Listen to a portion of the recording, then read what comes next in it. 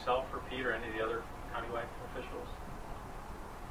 Yeah, Congressman, sure. When you were talking about your experience in 1995 with the government shutdown, do you think that's the way to go this time around? Well, actually, they're not talking about a government shutdown at this point, okay? Well, if they don't raise the debt ceiling, it is a possibility. If they don't raise the debt ceiling, what you'll see is that certain parts of government may be shut down. You know, I think you've got two issues going on here. What I'm concerned about right now is, with what's going on, is that we are going to see our credit rating downgraded. I think that's almost a foregone conclusion because I don't think that the ratings organizations are going to see the type of commitment to restrain spending that they're looking for. I mean, remember, we're looking at $1.5 trillion deficit, on an annual basis. They're looking for a clear signal. That's not. I don't think that's going to come out this week. But I don't know what they're going to do. But I think what you're seeing from the Speaker, what you're seeing from the Republicans in the Senate, is that no deal is better than a really bad deal. Okay, and I hope that they go through this process, that they come out with something that's good for America. It was painful when we went through it in '95. Joe was there, but when we got through it, we sent a clear message that led to 5 years of prosperity. We did the right thing for the country. We did it with a Democrat president who knew how to negotiate. We did it with a Republican resolve to do the right thing. And the bottom line is, the lesson is clear. Do the right thing. It may be painful, and it was painful to take the slings and the arrows from shutting down government. But the end result is we did the right thing for the country. We created jobs, we created prosperity, and we balanced the budget. And Washington has to get off of this, of the politically expedient short-term answer.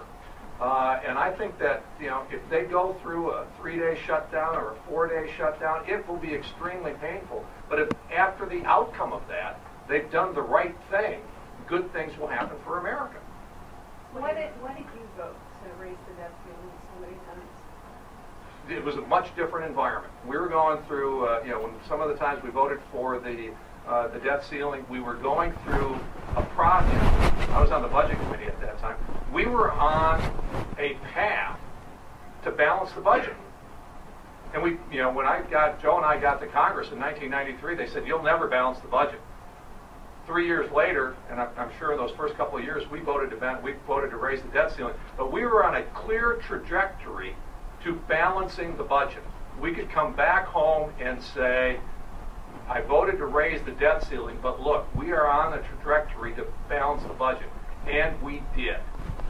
It's very different now. President Obama presented a budget for the next decade, which has $1 trillion deficits, I think, for every year in that time horizon. So this is the leverage point for people in Congress to rein in the spending, uncontrolled spending by this president. And there's only certain limited opportunities where you can do that. And so they've chosen to take this opportunity to tell them no more spending, because they've not been able to send that message clearly through any other legislative vehicle. What do you think they should do before Well, August 2nd? No, I mean, I think the best proposal out there, and the one that I think that the rating agencies and I think Americans and businesses would receive very warmly, is cut, cap, and balance. Cut spending, cap future expenditures, and allow the states to have a vote and a say on a balanced budget amendment. I mean, that is what has passed the U.S. House. It was not voted on in the Senate. The Senate decided to table it. But that is the direction that I think you need to go. Do you expect to get right to life's endorsement after criticizing them last year? I expect, I've got a 100% pro-life voting record for my record for the entire time I was in Washington. I don't know what Right to Life is going to do. You're going to have to ask them the process that they're going to go through for an endorsement. In the last race, it's very clear. People know that I'm pro-life. This is why Right to Life ran into the issues and the problems that they did. They had 4 candidates. Mike Bouchard was a great, he's not here, but he's on board, had a strong pro-life voting record. Tom George had a strong pro-life voting record. I had a strong pro-life voting record. They went somewhere else.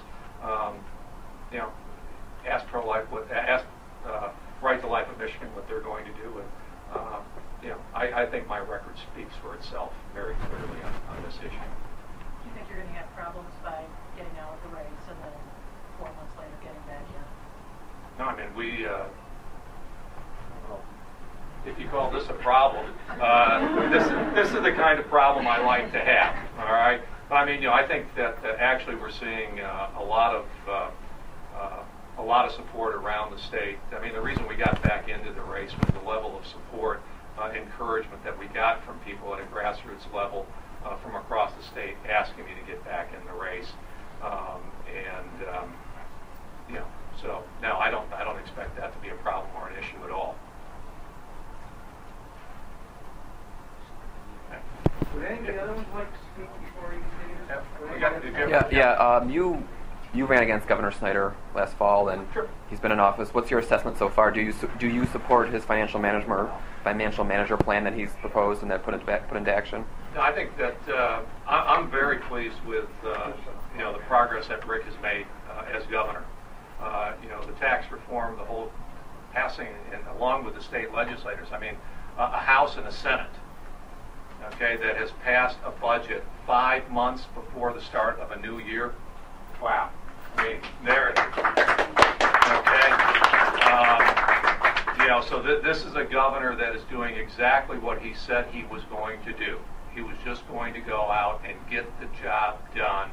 And, I may have some individual policy differences with him on those types of things. But overall, this governor has done, I think, a phenomenal job and is doing exactly what he told the people of Michigan he was going to do, as has the legislature. And I think that they are poising Michigan, that when we get things turned around at the federal level, that Michigan can be at the forefront of an economic recovery. And I look forward to what this governor is going to do. He's gotten this done in 6 months.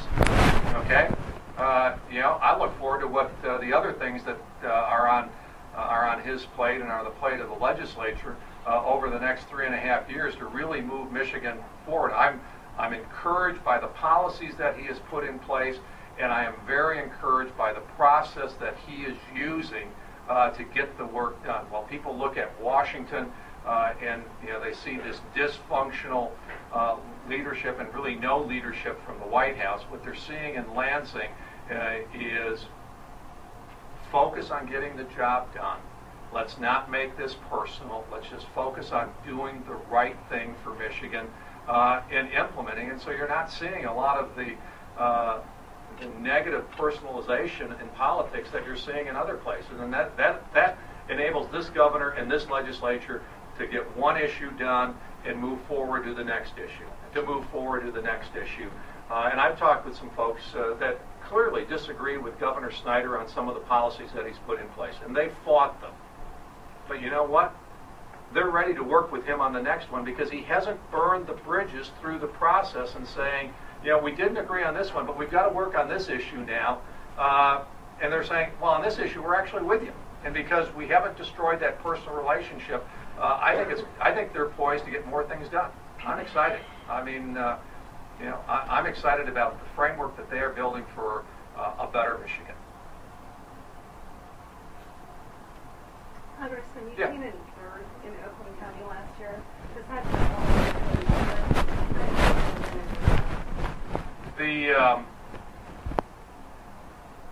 we're going to work very, very hard. We've learned some things in our statewide campaign. Statewide we finished second. This builds the framework and puts the framework in place to be successful in Oakland County. We will get our message out. It is a message about jobs and opportunity, and it will be a stark contrast to where Debbie Stabenow is. We will present a very, very clear contrast as to where our campaign and what our policies will do versus what Debbie Stabenow will do. And I think that will resonate in this county, and this is why I think all the individuals that are standing here with me. That's why they're here. They believe that we've got a message that can resonate and work through not only this county but throughout Southeast Michigan. How much money do you think it's going to take? A lot. I mean, sure. I mean, everybody. What will happen in the Senate race is, I believe, that it will become one of the key Senate races that will be watched on a national basis.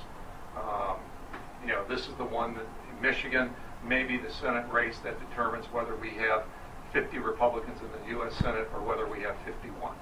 And clearly, we are driving to get to 51. And if it's a great year for Republicans, then we could see that number go significantly higher. But this will be a bellwether state nationally. All the eyes will be on Michigan because they recognize that this will be a very, very competitive state and a winnable state for this Senate seat.